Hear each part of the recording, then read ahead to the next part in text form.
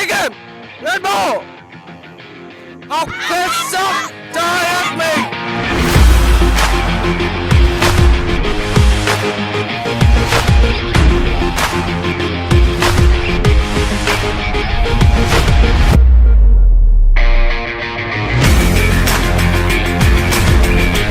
Báo đâu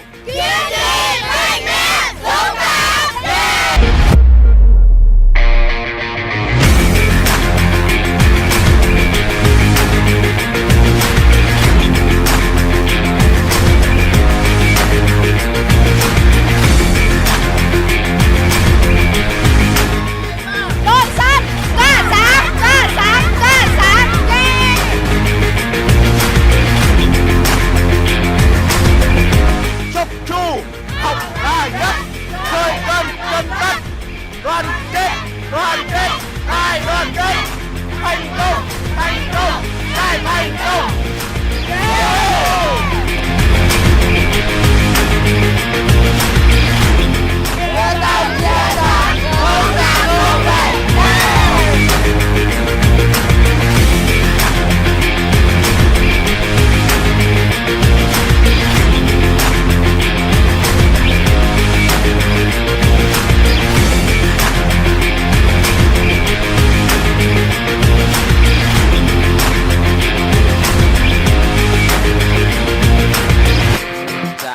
Tuy mệt mỏi nhưng mà em thấy rất là vui ạ.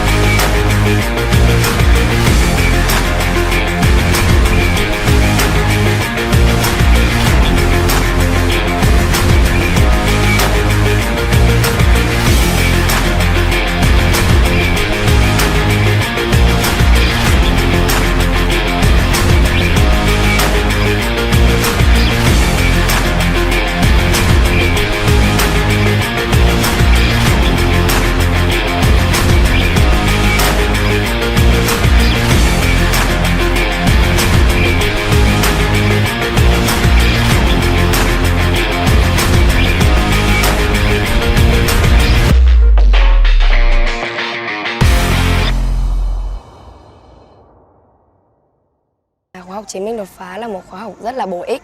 Có thầy Phi, các huấn luyện viên có thể giúp đỡ cho chúng ta được nhiều cái. Ở đây rất chi là thân thiện, hòa đồng và các bạn đã giúp đỡ em rất là nhiều. Các thầy cô ở đây cũng dạy em rất là nhiều về mọi thứ trong cuộc sống. Thương của bố mẹ và sự dũng cảm mạnh mẽ đối với bản thân và bảo vệ ước mơ của mình. Nhờ thầy Phi mà em đã hiểu ra được rất nhiều điều. Khóa học này thì còn giúp em nhận ra được nhiều việc, giúp cho mình trưởng thành hơn. Nên là em mong là mọi người đến với khóa học này thì sẽ đón nhận được nhiều thông điệp tốt đẹp. Tạm biệt mọi người.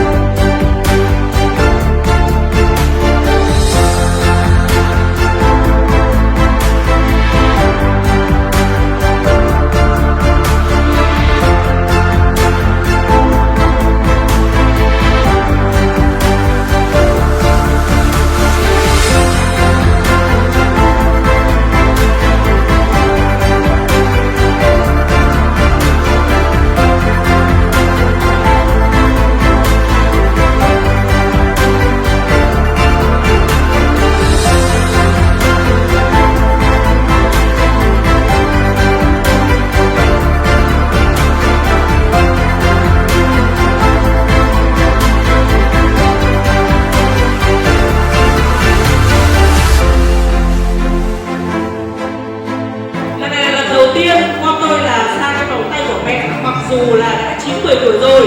Thế nhưng mà trong những ngày đấy ở nhà mặc dù rất là bận rộn công việc, nhưng thực sự ra ngày nào cũng nhớ con, ngày nào cũng muốn nhìn lên các cái Zalo để các cô đưa hình ảnh của con lên. Nhưng mà thực sự ra Zalo thì không thể đưa